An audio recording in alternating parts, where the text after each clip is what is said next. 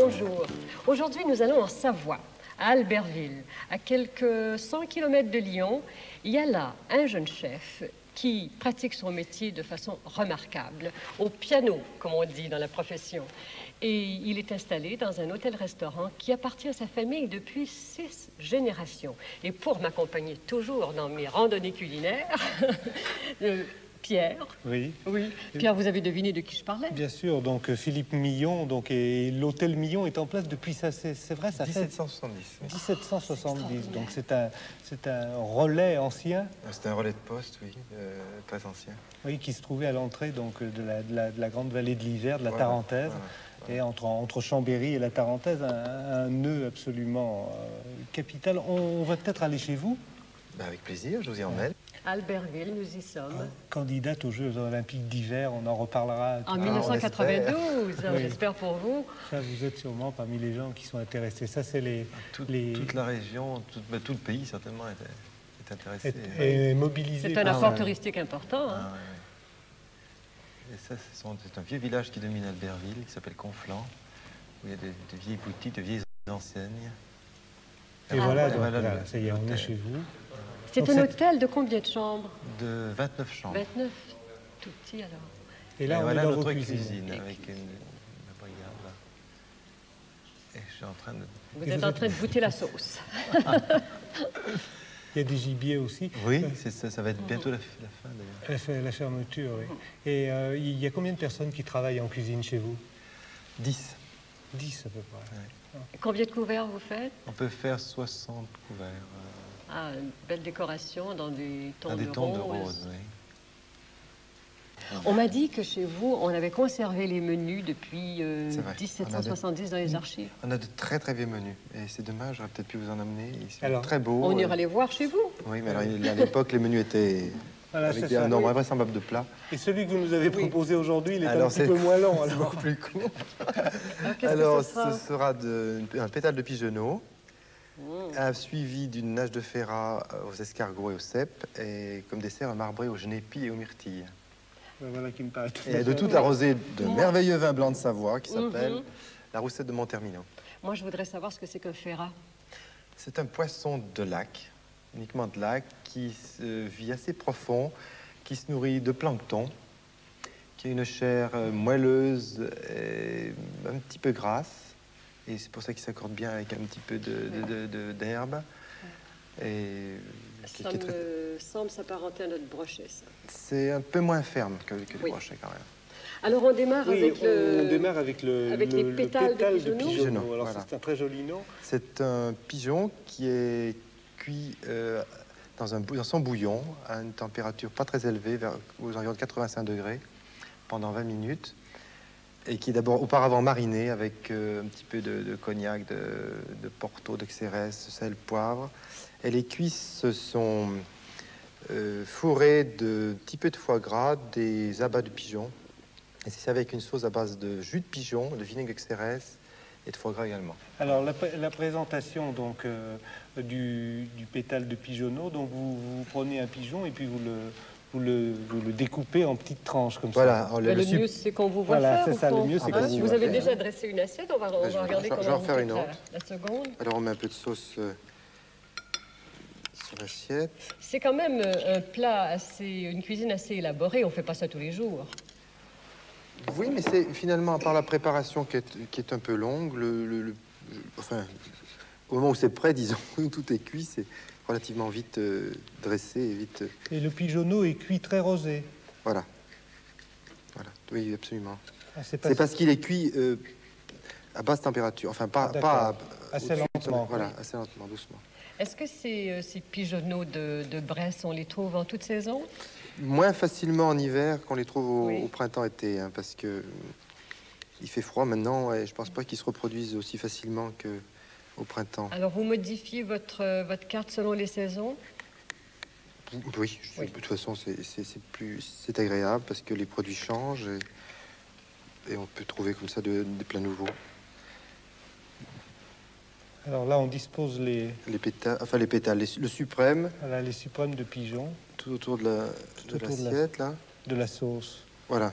Pierre, on dit de Philippe Millon que c'est un créateur et un innovateur. Je pense qu'on en a la preuve. Hein? Oui, oui, oui, oui, tout à fait.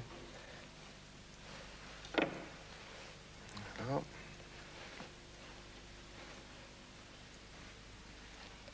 Des petites feuilles de mâche. Des petites feuilles de mâche Ça, c'est pour la petite touche de couleur tout autour de l'assiette.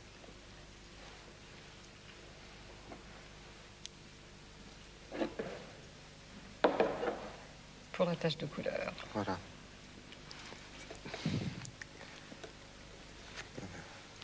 Là, je coupe. Voilà. Présenter la pâte ouverte.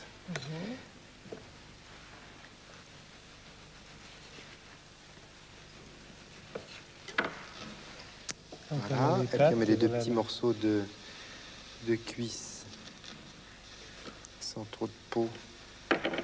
La saveur change et la couleur change aussi. Ah, les fameuses truffes. Et un petit peu de truffe.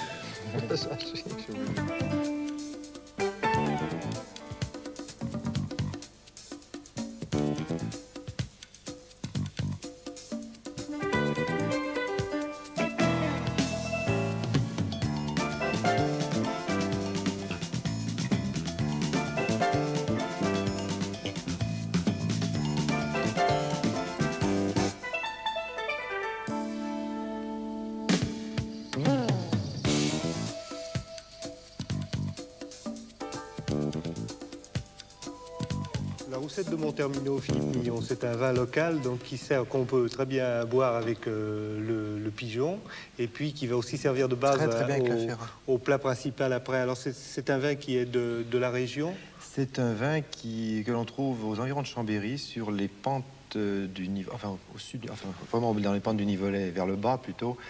Et c'est un vignoble qui bénéficie d'un microclimat excellent, très ensoleillé, en face du massif de Beldonne. Alors, quelle est la caractéristique de ce Il s'appelle vin-là? Roussette parce que c'est le cépage s'appelle, le plant s'appelle Roussette. Et c'est un cépage Altesse qui a un faible rendement puisque on doit récolter 30 hectolitres à l'hectare et on fait 30 000 bouteilles pour 6 hectares. Alors, on ne doit pas l'exporter. Je sais pas, je ne pas l'écriture, mais enfin, je crois qu'il est tellement consommé en Savoie que Oui, c'est ça. c'est un vin qui est très subtil, qui est fruité avec un petit goût de caramel, de vanille. Eh bien, le mieux, c'est qu'on le boive. Voilà, c'est ça exactement. Et puis donc, pendant ce temps-là, donc on va continuer. Pendant que nous on boit, vous allez travailler voilà. et on va continuer avec le ferrat. Voilà, la ferra. Alors, il y a le filet. Le filet de ferrat, alors je vais le tourner pour le cuire en couronne. Le sel et le poivré des deux côtés. Est-ce que c'est un plat qui peut se faire avec un autre type de poisson? Oui, un poisson de lac. Le ferrat, il est pêché dans les lacs les lacs alpins. alpins. Les lacs alpins. Ouais. Il faut que ça soit un poisson qui ait une chair assez ferme quand même pour tenir, c'est ça? Là, vous l'avez fixé. Oui, je l'ai enroulé le côté peau à l'intérieur pour qu'il prenne, pour la présentation, c'est uniquement une question de présentation. Oui. Hein. Et je vais le mettre dans le courbouillon froid, un courbouillon qui est fait avec un petit peu de roussette de Montermino d'ailleurs, du persil, du cerfeuil, du céleri, des oignons, de l'échalote. Donc on le dispose dans le courbouillon. Voilà. Alors là, maintenant, pour les sortir, voilà. Et on amène simplement le courbouillon à ébullition et le filet sera cuit. Ah oui, donc c'est très rapide. Il ne faut pas brusquer la cuisson. On couvre. On couvre. J'ai pris la cuisson le courbouillon qui a servi à cuire les escargots que j'ai passé. J'ai récupéré uniquement le liquide. Oui. Dans ce liquide, je vais y cuire. On va mettre les herbes. Les herbes qui vont servir à faire la nage. Alors, dès que le courbouillon cuit. Alors, si les escargots, on peut les prendre en boîte? Oui, si vous n'avez pas autre chose. Autrement, Oui. vous pouvez faire la conserve vous-même. Alors, à ce moment-là, c'est le jus de la boîte qu'on garde. Ah non. Non? Non, il faut jeter le jus de la boîte et vous faites un très bon courbouillon vous-même, avec beaucoup d'herbes, et vous leur donnez un tour d'ébullition, parce qu'autrement, les escargots. vous allez avoir Oui. une nage qui va pas être très bonne. Alors là, qu'est-ce qu'il y a comme herbe là? Alors là, j'ai mis du persil émincé, du cerfeuil émincé, du cresson émincé. Et ça bout tout de suite, c'est ce qu'il faut. Il faut que ce soit bien... Voilà. Il faut bien que Et que la cuisson soit très rapide pour que le verre se reste bien vert. Ah oui, là c'est bien. Et là, ça c'est quoi là? Là, je mets un peu d'épinards également. Des épinards. Que vous avez taillé très très Très finement. mince pour qu'ils cuisent vite aussi.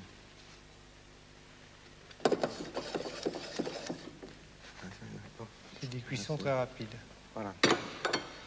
Et puis on met aussi... Voilà. Alors maintenant, il faut que ça soit...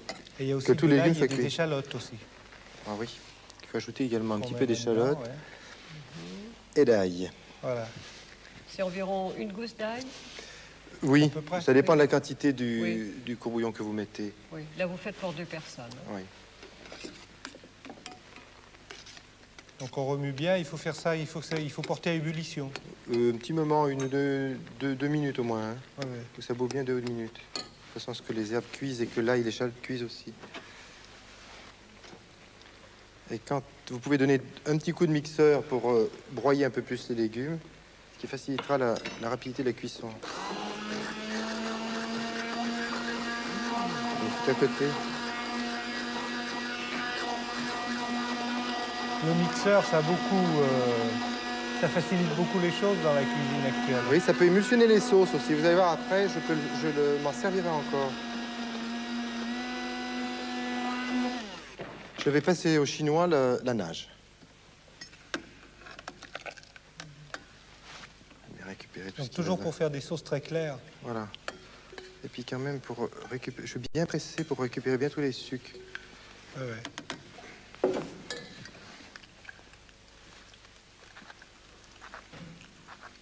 En même temps, bien garder la couleur verte. Voilà. Alors là, elle reste verte, là.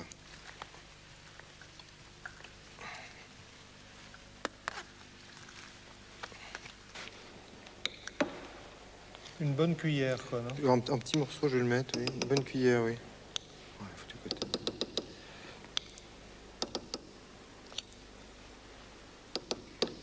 Voilà. Et voilà, ça bout. Voilà. Et voilà, la nage est prête. Et je vais émulsionner encore un petit peu avec le mixeur. Ça, c'est pour l'émulsion. Voilà, pour bien mélanger le tout. Et voilà.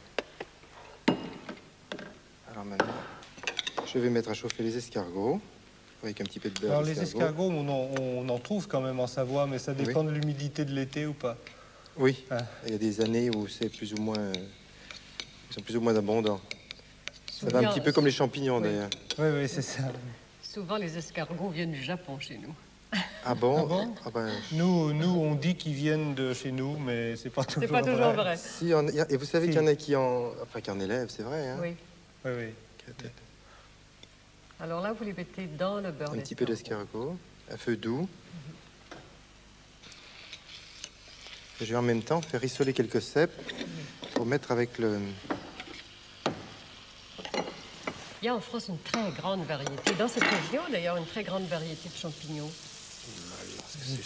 On trouve un peu, oui, tous les champignons qu'on veut. Le problème, c'est le problème effectivement d'humidité, puis c'est le problème des coins à champignons. Vous savez que les champignonneurs sont extrêmement jaloux de leurs secrets. Ah oui? Et puis il y a même des guerres de champignons entre les Suisses et les Français, parce que les Suisses passent la frontière et viennent nous voler nos champignons. Heureusement, Enfin, c'est pas des guerres meurtrières. non, non, non, non, non. Oh, parfois, c'est grave quand on parle de cuisine.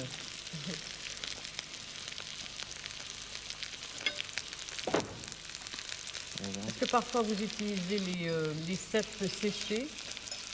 Pas tellement. Non. Remarquez, c'est bon, mais c'est un goût très, très prononcé, le cèpe séché. Voilà.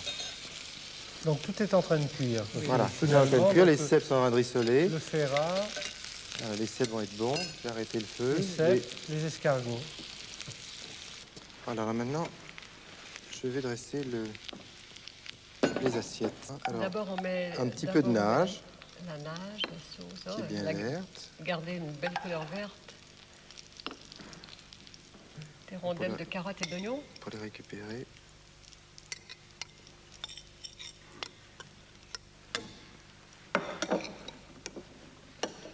les rondelles de carottes sont qui étaient dans le dentelées. courbouillon. Elles sont dentelées, elles Vous avez vu, sont Pierre? découpées à l'avance, c'est pour la présentation. Ça. Donc voilà les couronnes de Ferrat.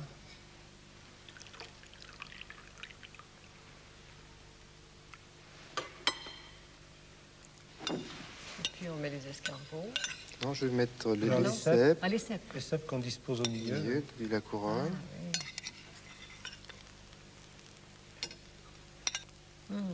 Ça met l'eau à la bouche, hein. Oui, ça c'est une idée que vous avez eue comme ça, un peu pour nous spécialement, les cèpes.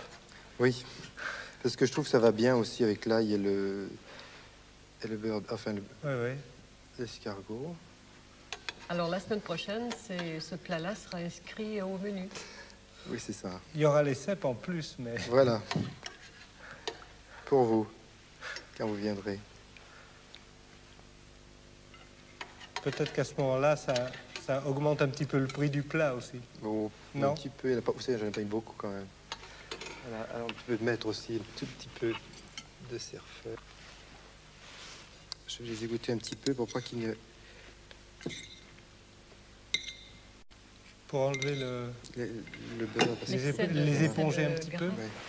Faut pas que le beurre... Voilà. C'est la nage de Ferrat, Nage de nage de Ferrat. Ferrat d'escargot. De Ferrat.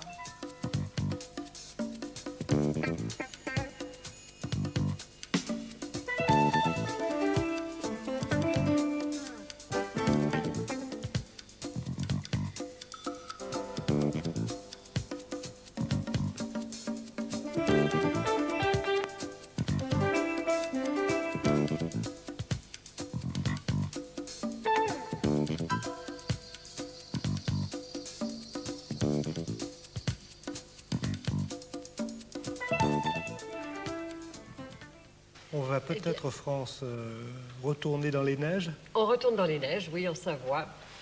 Pour le ski. Et pour le ski, oui, vous êtes Oui, un oui. amateur de ski d'ailleurs. J'aime beaucoup ça, surtout Oui. le ski hors piste, Oui, oui. en profonde, c'est vraiment Oh là là, ça extraordinaire. c'est du vrai sport, ça. Nous, on pratique ça dans les Rocheuses. Et vous en Savoie? Voilà. Vous devrait changer. Oui. Venir en savoir. Voilà, Ah ben voilà. Voilà, donc c'est vous dans la Dans la profonde. je sais pas si je sais aussi. C'est bon, ça.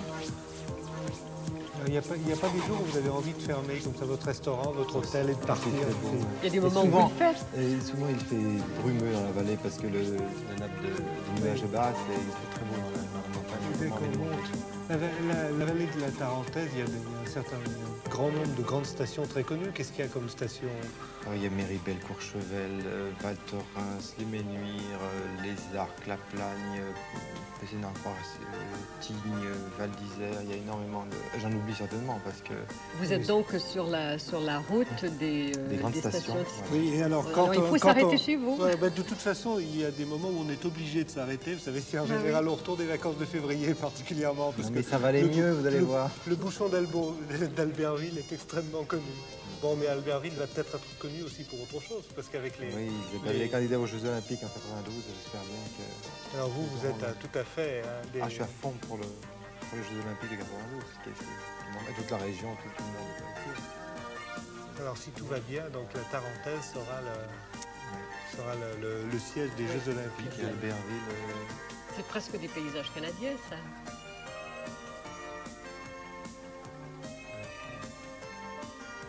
les 4x4. On fait un tas de choses. Il y a également aussi des stations de ski de fond, mais pas tellement, parce que c'est vraiment pas la... C'est quand même pas la... mais ici, c'est de plus en plus pratiqué. Il y a les saisies qui sont une excellente station de ski de fond, mais pratiquement toutes les stations ont des pistes de ski de fond. Toutes les stations, des petits alpins en même temps, des pistes de ski de fond.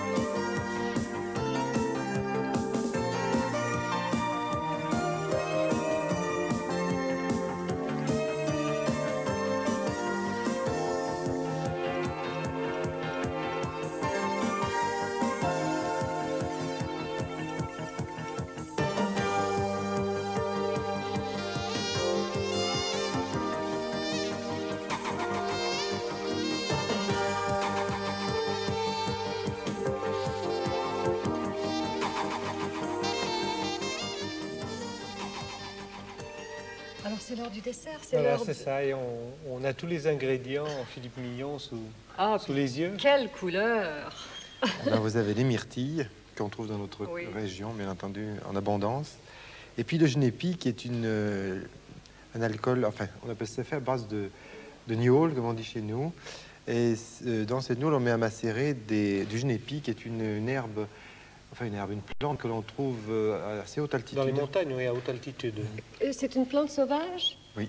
Le génépi. Genépi. Et il en existe plusieurs espèces. Et il paraît, les bergers racontent que les moutons mangent du genépi. Quand les moutons mangent du genépi, c'est que la nuit va être froide parce que ça les réchauffe pendant la digestion. C'est Ah bon. une herbe qui est un petit peu bonne Et ça pour réchauffe également les refroidissements Oui, aussi. et ça réchauffe également le liqueur du genépi, réchauffe également Exactement. ceux qui la boivent. Exactement. Alors, on en fait une liqueur. On en fait non, un alcool. Un alcool. On le distille. Alors, on ah le bon. fait macérer, on distille après. Là, Mais on peut le faire de deux façons. on va couper ces gâteaux, là, alors. Oui. Voilà, ce sont des bavarois. Un à la myrtille et au genépi, l'autre plus au genépi et à la myrtille. Voilà, je vais vous... La myrtille, c'est des petites baies. Oui. Et nous on a un petit peu l'équivalent, ça s'appelle des bleuets. Mais c'est pas tout à fait le même goût et c'est pas la même couleur non plus. C'est plus pâle. Alors là, vous avez votre coulis. Là, c'est un coulis de framboise. de framboise. Parce que je veux quand même pas... Je ne ferais pas mettre aussi du coulis de myrtille, ça ferait beaucoup trop une saveur uniforme. Je vais faire un Tapisser l'assiette avec ça. Je fais un petit dessin qui rappelle, si on veut, la branche de genépi. Moi, je ne Il sais faut pas. être dessinateur aussi. Faut Faut être cuisinier. artiste. C'est un bien grand mot. hein. Voilà. Et ça, c'est le rappel du genépi. Oui, si on veut. Enfin, oui. Oui, oui. tout Ce à sont fait, des branches, oui, de oui. toute façon, le genépi. Et hein. ça ressemble. Très bien. Et donc, voilà le... Ça, c'est un dessert que vous avez inventé pour nous. Oui, parce que c'est un dessert à base de produits savoyards. C'est une Enfin, création. C'est une création, oui, si vous voulez, Pour les besoins de cette émission. pour cette émission. Et c'est plutôt régional, puisque ce sont Oui. des myrtilles et du Oui. genépi, qui est vraiment C'est vraiment des de la produits du Savoie. coin. Donc, il y a une présentation qui est très... Très Voilà. raffinée. Un petit peu de myrtille mélangée aussi avec du coulis de framboise. Donc, on met des myrtilles. Ça doit être un dessert très léger. hein. Ah, vous allez voir. Vous allez déguster. Et puis ça, c'est du sorbet. C'est du sorbet à la myrtille. Alors, vous avez trouvé un nom pour ce dessert. C'est un marbré Un marbré. de genépi et de myrtille. Et voilà. Alors, myrtille au génépi. C'est joli. Oui, c'est très joli.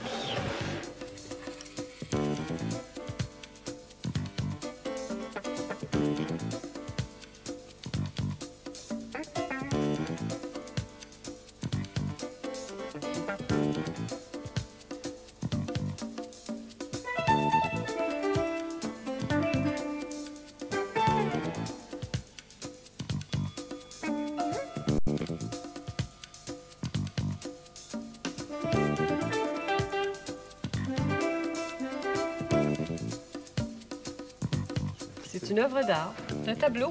Oui, oui, tout à fait. Puis, il y a une gradation entre les différents... Vous avez Oui. travaillé ça aussi. Le dessin. J'ai vu que ce soit joli aussi, oui, bien sûr. Oui, oui, Il faut oui. que ce soit bon et beau. C'est plus agréable à manger. On se oui. régale d'abord avec les Oui. yeux, après avec le palais. Ben, c'est ce que je disais, c'est une fête. Voilà, la fête Alors, Oui, merci. ça se termine par le dessert. Oui, et ça montre que la région de la Savoie oui, est une région qui est extrêmement riche en produits de toutes sortes. toutes sortes de produits, et on a qu'avec- mangé le Et poisson qu'avec du ces lac. produits, on peut faire des Oui. choses exquises. Moi, j'ai pas, Alors, moi, avant de j'ai goûter, pas je- envie de défaire ce dessin. Là, Non. comme ça. Non. Moi non plus, j'ai pas d'effet. Ben alors, avant de goûter, moi, je dois dire au revoir à nos téléspectateurs. Malheureusement, ils auront participé uniquement par les Par les yeux à yeux, ce mais c'est très festin. important. Mais ils peuvent Mais avoir à la vous d'en recette. faire autant maintenant.